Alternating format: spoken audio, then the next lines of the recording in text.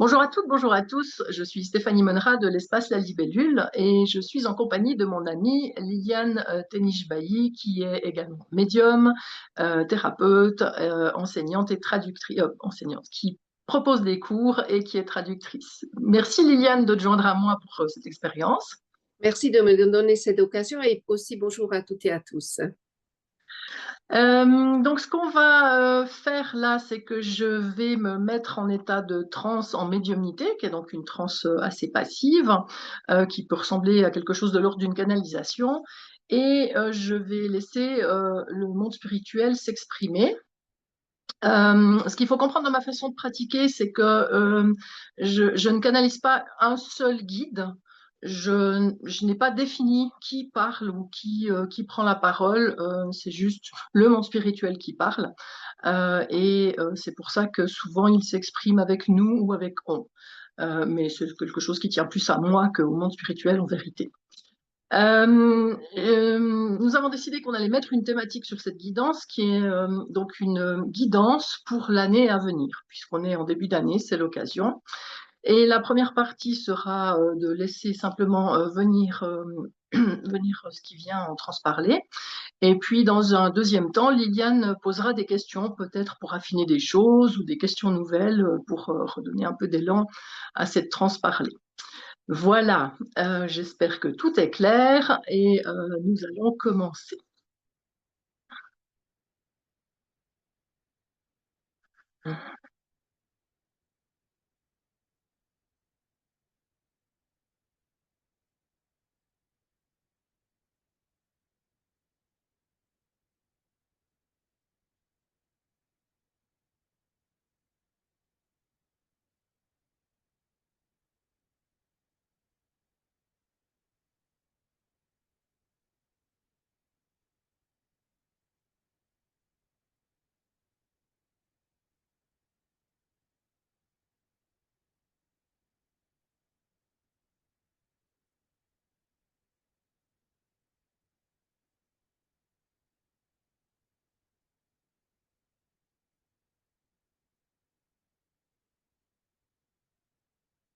Bonjour,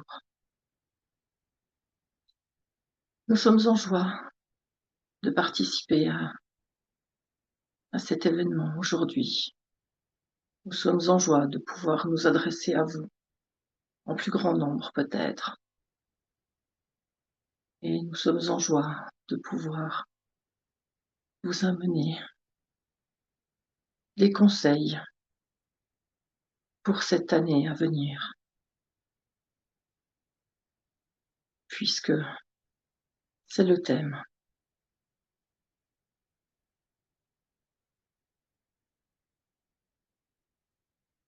Et la première chose que nous aimerions vous rappeler, c'est qu'à chaque instant, vous pouvez définir votre réalité. À chaque instant, vous pouvez définir ce que vous allez vivre, la façon dont vous allez le vivre, la façon dont vous allez réagir aux événements vous appartient, même si les événements sont difficiles. Votre réaction est la vôtre et elle vous appartient. Et votre réaction change énormément de choses. Et le plus grand travail que vous aurez toutes et tous à faire cette année sera de veiller à porter un regard aussi honnête que possible sur les événements, de porter un regard positif, pas dans le sens de se forcer à être joyeux lorsqu'on ne l'est pas, mais plutôt dans le sens d'accepter que les choses sont ce qu'elles sont, d'accepter qu'il y a des raisons à toute chose et d'accepter que plus on se pose en observation des événements et plus il est facile de s'installer dans un endroit calme à l'intérieur de soi et de ne pas se laisser embrasé à l'intérieur par les émotions, les peurs.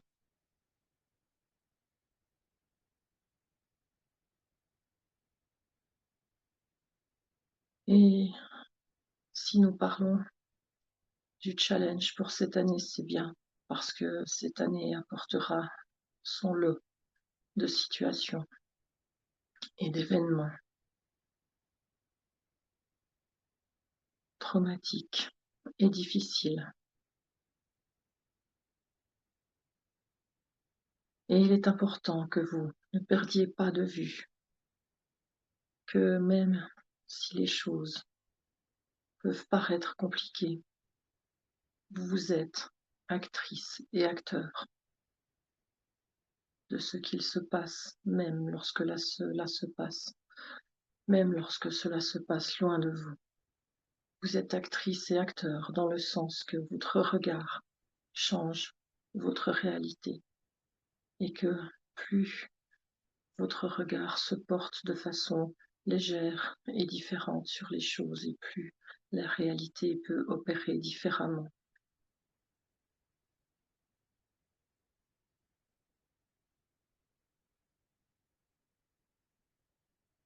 Il est donc fortement recommandé de vous souvenir que vous êtes une seule humanité, une seule énergie globale et que la séparation n'est qu'une forme d'illusion que vous alimentez par vos points de vue et vos prises de position et que vous pouvez faire cela. Vous n'avez probablement pas d'autre façon de faire dans cette incarnation, mais vous pouvez vous rappeler à chaque instant que vous ne faites qu'une seule chose, que vous ne faites qu'une seule humanité et que par conséquent, même les gens qui portent des paroles qui vous paraissent absolument insupportables, qui vous paraissent dangereuses, même les événements qui vous paraissent absolument insupportables, qui vous paraissent être vraiment une torture, eh bien tout cela ne fait partie que de la même chose, les deux faces d'une même chose, et que par conséquent, le plus important n'est pas d'exprimer plus fort son point de vue différent ou de se battre plus fort contre les points de vue que l'on estime être dangereux, négatifs, malaisants ou malfaisants. L'idée est plutôt de nourrir la compréhension que deux points de vue différents nous ramènent bien au fait qu'il n'y a qu'une unité et que voir les choses du côté positif ou idéaliste ou libéré, ou voir les choses du côté plus attaché à d'anciennes valeurs ou plus excessif, eh bien, ces deux points de vue sont en fait un seul et même point de vue. Et cela est un peu compliqué à comprendre. Mais voyez cela comme les deux plateaux d'une balance. Et sur un de ces plateaux se trouve tout ce qui vous paraît dangereux, les extrémismes de tous bords, de tout genre, les guerres, les personnes qui n'écoutent pas, les gens que vous pensez n'être pas suffisamment alertes ou éveillés. Et sur l'autre plateau, il y a les gens qui se tournent plus vers la nature, les gens qui sont plus éveillés ou qui pensent être plus éveillés, les gens qui prônent l'unité, l'amour, les libertés de chacun chacune. Comprenez que sur ces deux plateaux, la meilleure chose à faire est de trouver un équilibre, mais que la balance soit en équilibre ou en déséquilibre. Il y a toujours deux plateaux et c'est toujours la même balance. C'est cela que nous voulons dire par une seule humanité. Et il nous paraît plus important, plus intéressant pour vous toutes et tous de mettre le focus sur tout ce que vous voulez pour vous-même, sur tout ce que vous faites de votre côté, plutôt que de mettre le focus sur tout ce que vous trouvez être dysfonctionnant. Et cela s'applique dans les petites choses du quotidien, comme lorsque vous êtes en désaccord avec un membre de votre famille, que vous n'avez pas les mêmes points de vue. Cela s'applique dans votre vie professionnelle, quand vous pensez que vos collègues sont insupportables. Cela s'applique au niveau de votre pays, de votre continent, de votre planète. Cela s'applique pour les choses simples comme pour les choses les plus compliquées. Travaillez à rester dans votre axe. Travaillez sur l'amour que vous avez pour les autres. Quoi que soient les autres, qui que soient les autres et quoi que fassent les autres. Travaillez à cela et vous traverserez cette année de façon plus sereine et plus simple.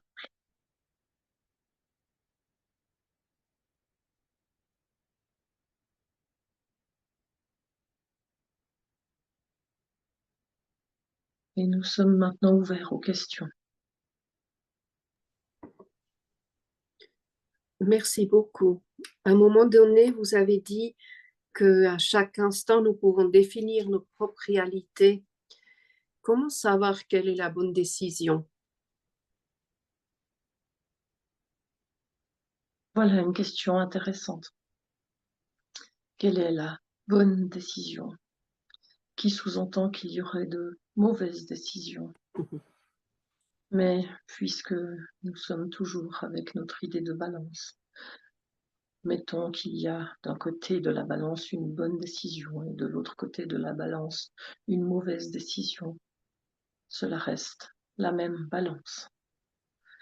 La notion de bonne ou mauvaise décision est une notion complètement individuelle qui est fondée sur tes propres appréciations, qui est fondée sur notre éducation, sur ce qui se passe autour de vous, sur le regard que vous portez sur les choses. Votre appréciation de ce qui est juste ou faux dépend uniquement de votre regard sur les choses. Et de nouveau, travailler à changer ce regard sur les choses est plus intéressant que travailler à définir ce qui est juste ou ce qui est faux, ce qui est bien ou ce qui est mal. Il est beaucoup plus intéressant de comprendre et de travailler à l'intégration du concept que bien et mal sont les deux faces d'une même chose, plutôt que de continuer à confronter ces deux notions. Et c'est bien de cela qu'il s'agit pour cette année. Il s'agit de s'extraire de la confrontation des visions pour revenir à l'unité. Merci pour cette question. Merci beaucoup pour la réponse. J'ai encore une autre question. À un moment donné, vous dites aussi d'être positif. Est-ce qu'on peut apprendre à être positif? Parce que c'est pas toujours évident.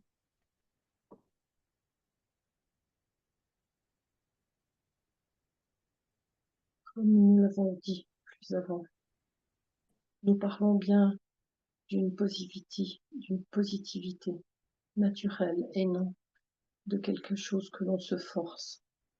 Il ne s'agit pas de sourire lorsque l'on va mal, bien au contraire.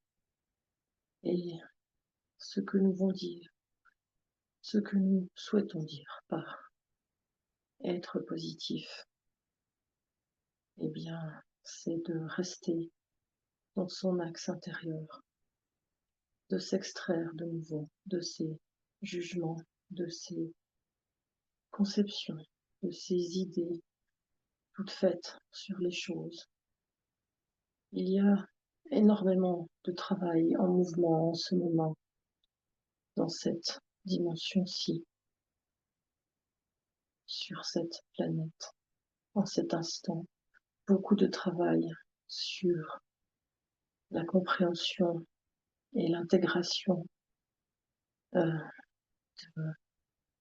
lâcher les oppositions, de s'extraire de tout cela. Et c'est cela que nous appelons être positif. Et nous comprenons qu'il est parfois difficile de subir des événements très difficiles et de rester positif. Mais peut-être que positif n'était pas le meilleur des mots. Il s'agit plutôt de rester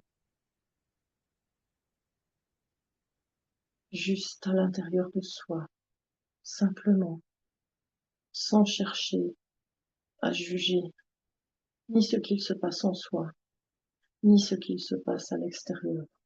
Et cela est une action concrète et extrêmement positive. Ne plus juger est extrêmement positive. Ne plus juger nous met beaucoup plus instantanément dans l'amour. Est-ce que cela répond à ta question?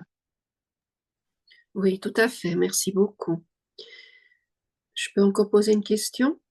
Oui, bien sûr. À un moment donné aussi, vous nous avez dit voilà, qu'on peut être dans les émotions, etc., quand on est face à une décision à prendre. Comment on peut faire quand on est happé par les émotions, par exemple la rage, la colère ou la tristesse? Comment on peut gérer ça?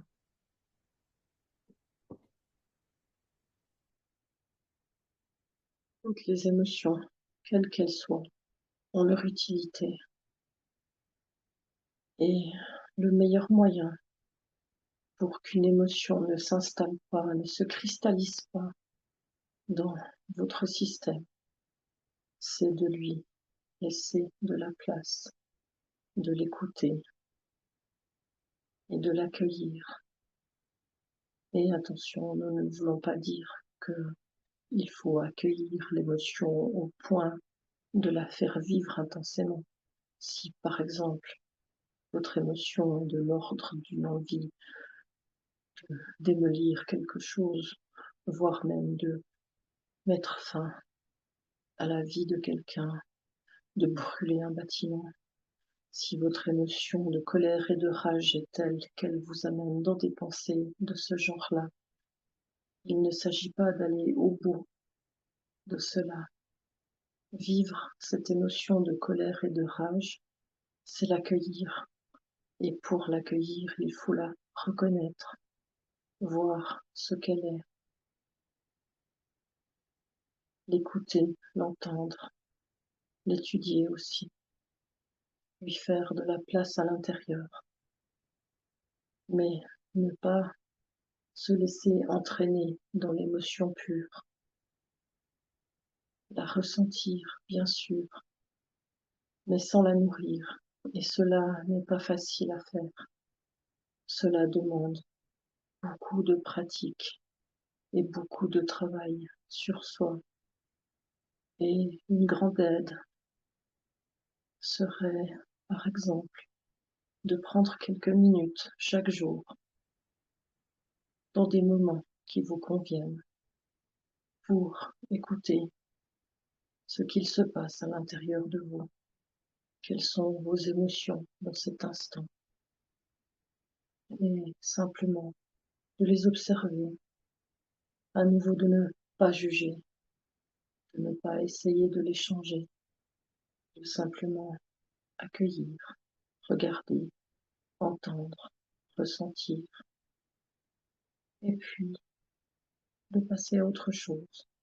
Et plus cela est fait régulièrement, et plus cela laisse les émotions s'exprimer librement sans grossir jusqu'à devenir trop intenses. Et toute émotion peut être trop intense, même la joie peut être trop intense. On pense bien souvent aux problèmes des émotions négatives comme la jalousie ou la tristesse ou la colère. Mais une joie vécue de façon beaucoup trop intense ne serait pas meilleure.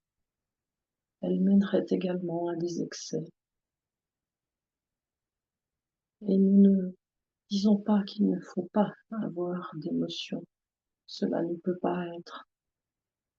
Il faut leur faire de la place et vivre avec et pleurer quand il faut pleurer et se mettre en colère quand il le faut. Mais peut-être qu'il est mieux de casser une assiette que de brûler un bâtiment lorsque l'on est en colère. Peut-être qu'il est mieux de pleurer seul dans une pièce, tous en saoul, que de retenir ses larmes devant les autres. Bien sûr qu'il y a des tas d'outils à votre disposition. La méditation aide évidemment également à écouter, entendre, faire de la place à ses émotions sans plonger dedans. Et il y a toute une panoplie de soins naturels, énergétiques ou autres qui vous aident à faire cela. Des thérapies, des thérapeutes. Il y a plein de choses à essayer, mais cela commence par une volonté de chacun et chacune à mettre en route quelque chose à ce niveau-là, plutôt que de simplement se laisser transporter par les émotions.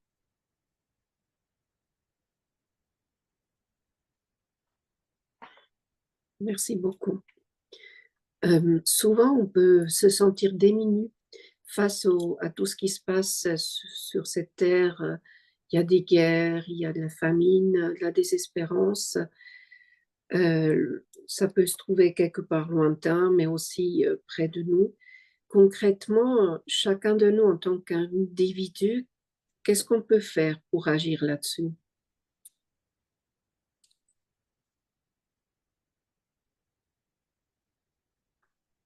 Eh bien, vous ne pouvez pas faire plus que ce que vous pouvez faire, n'est-ce pas? Et cela est suffisant. Que chacun, chacune fasse ce qui lui semble juste pour faire face à toutes ces choses.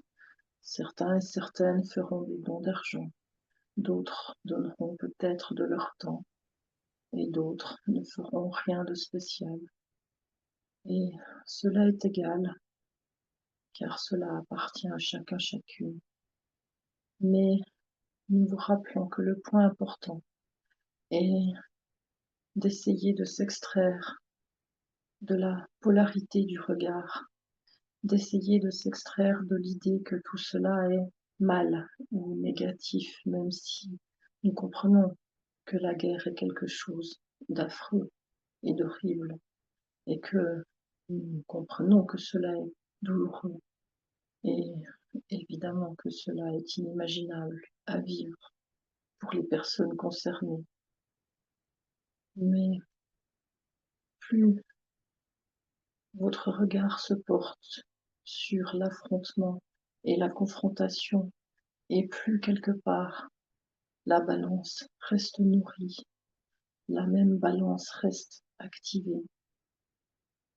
Faire quelque chose, c'est avant tout revenir à soi et travailler à être le plus souvent possible dans un état intérieur d'être et non de faire, de réactiver sa zone neutre intérieure qui permet une meilleure réactivation de l'amour et que l'amour est une force excessivement puissante.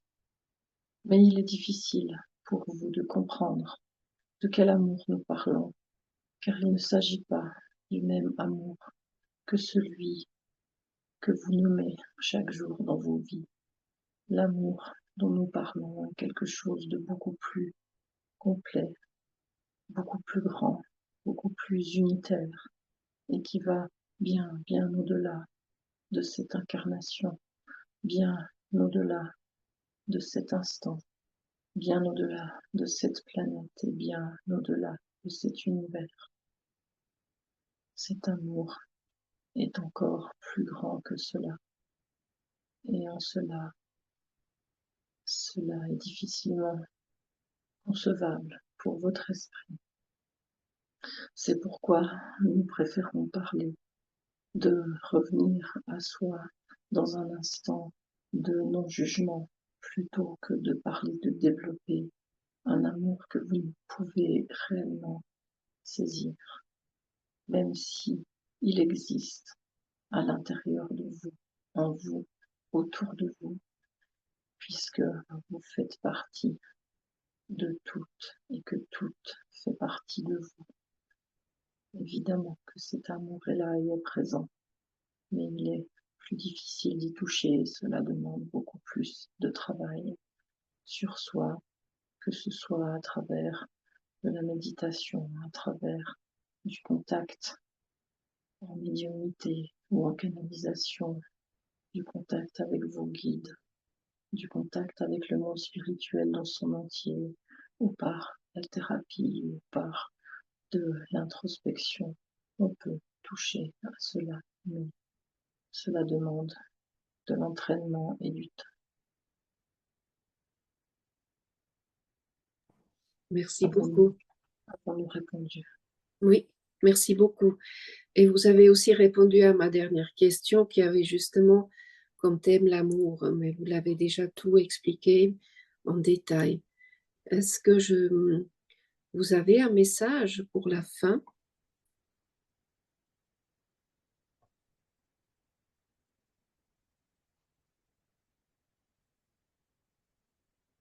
C'est cesser de quêter la vérité, car la quête de la vérité vous met systématiquement dans l'opposition à tous ceux que vous pensez ne pas détenir la même vérité que vous. Extrayez-vous de la compréhension qu'il y a une vérité. S'il y a une seule vérité, c'est cet amour dont nous avons parlé. Mais cet amour n'est pas polarisé. Cet amour ne contient ni bien, ni mal, ni juste, ni faux. Cet amour ne contient pas le concept de vérité, ni même celui d'erreur. Et vous êtes trop souvent en recherche de la vérité pour prendre les bonnes décisions, pour revenir à ce que nous disions plutôt, pour agir de la bonne façon, ou pour faire juste, ou pour être sûr d'être une bonne personne. Comprenez que vous ne pouvez pas être autre chose qu'une bonne personne puisque vous êtes.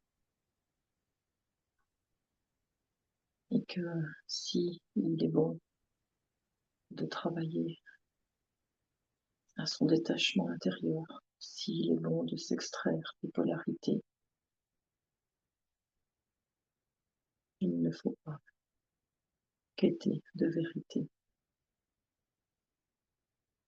ne pas créer plus d'opposition que celle déjà existante, travailler au contraire à vous extraire au maximum des oppositions.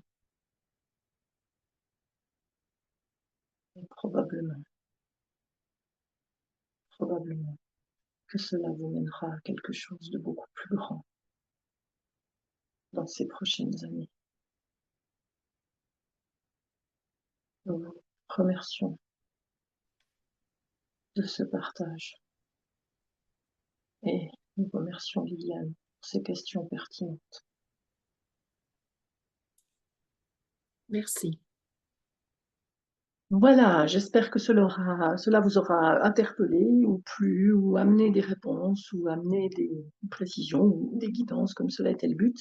Et je vous invite à suivre les activités de l'Espace La Libellule. Je vous mettrai les liens dans les vidéos ou dans les commentaires.